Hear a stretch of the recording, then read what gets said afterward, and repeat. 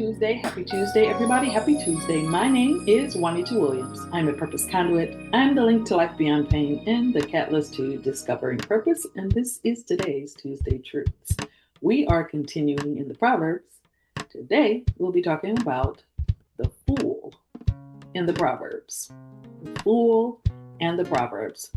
And the focal verses will be Proverbs 26 chapter verses 1 through 12. I'm not going to read all of the verses, but that is what we'll be focusing on. You can read those verses at your leisure. Actually, read the whole chapter. Actually, read the whole book. You'll be blessed. But anyway, let's dig in. The fool and the Proverbs. Proverbs 26, 1 through 12. Is mostly a series of blunt, negative remarks about a fool. The word appears in all but one verse. In the book of Proverbs, a fool is one who rejects godly wisdom.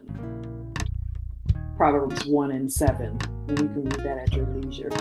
The segment also includes a famous pair of statements, which seem contradictory, but they're not. So our focal verse is Proverbs 26 and 12, which says, "There is more hope for fools than for people who think they are wise." There is more hope for fools than for people who think they are wise. There is more hope for a fool than for the people who think they're wise, according to the Christian Standard Bible. And I just read the New Living Translation. So Christian Standard Bible says there is more hope for a fool than him. But I like the New Living Translation that says there is more hope for fools than for people who think they are wise.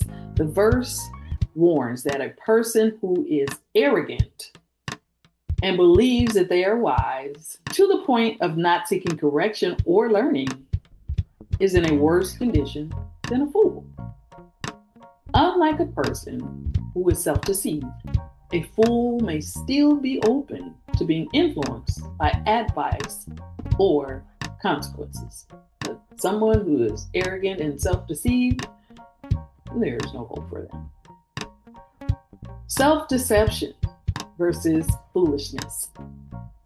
These verses highlight that being wise in one's own eyes is a state of pride and arrogance that blinds a person to their own folly. How many of you know some people like that? Or is that person you? I digress. Openness to correction. A fool, though foolish, might be open to influence or correction, whereas a self-wise person, self-wise means wise in her own eyes, is closed off to learning and growth because they think they already know everything. I know we know some people like that. I know I do. Let me just speak for myself. Higher hope for the fool. Remember, we're talking about the fool and the Proverbs. Because the fool is not completely closed off to change, there is more hope for them to eventually change their ways as compared to someone who is convinced of their own superiority. There's more hope for the fool than to someone who is self-wise, convinced of their own superiority. Proverbs 26 verses 1 through 12 is a series of observations about the nature and consequences of foolishness, using metaphors to highlight that honoring a fool is inappropriate. And it says, as an example, like snow in the summer, but we've had thunder showers, thunder snow in the winter, so I don't see anything foolish about snow in the summertime. But this was just an example. Snow in the summertime. Attempting to reason with them is futile. And this is the self-wise person, or the fool, I should say. Like a proverb from a fool. And they are self-deceived and will not change until confronted with truth. I'll just read that to you again, and I'll just read it in its entirety. Proverbs 26, 1 through 12 is a series of observations about the nature and consequences of foolishness, using metaphors to highlight that honoring a fool is inappropriate. Attempting to reason with them is futile, and that they are self-deceived and will not change until confronted with truth.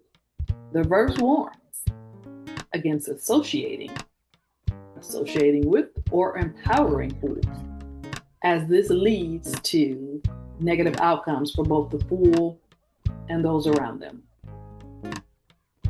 because they can have some influence. That's why.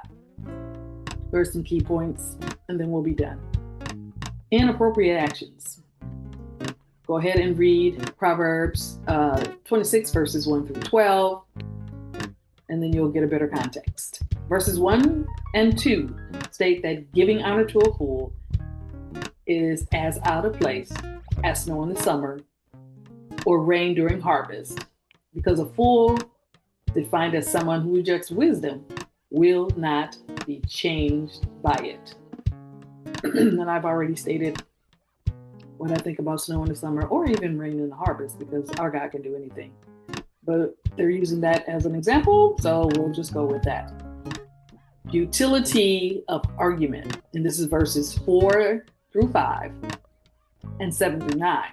They compare engaging with the fool to impractical tasks, such as not answering a fool according to their folly or a lame man's leg.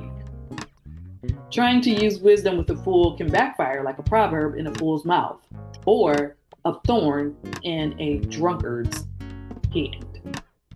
It can be futile. Self-deception. Verse 12, which is our focal verse, and concludes by noticing the danger of being wise in one's own eyes, stating that such a person is worse than a fool and is headed for trouble.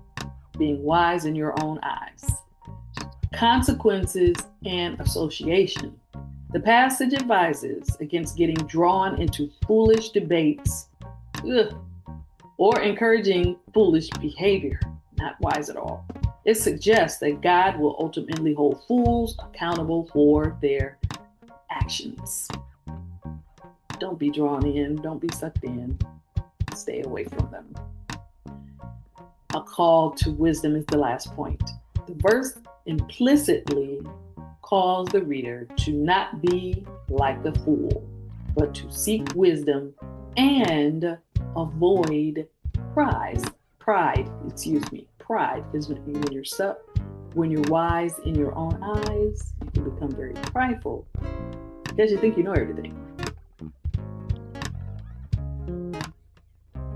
So avoid that person and avoid thinking that you are wise in your own eyes. You get wisdom from God. I digress. I'm not going to go any deeper into that, but all of our wisdom comes from God. I just said I wasn't going to go deeper, but anyway, the fool and the Proverbs. I'll read Proverbs 26, 1 through 12. Actually, read the whole chapter. It's very good. The fool and the Proverbs. Don't be wise in your own eyes. Don't self-deceive.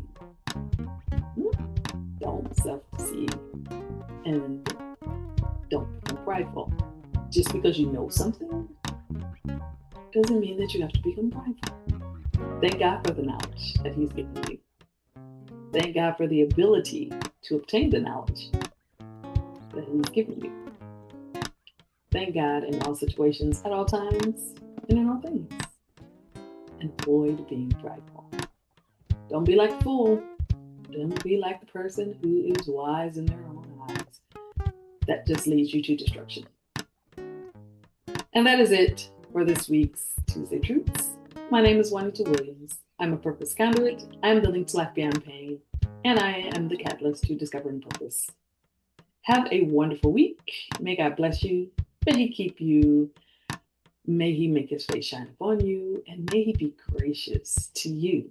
I'll see you next time. Bye bye now.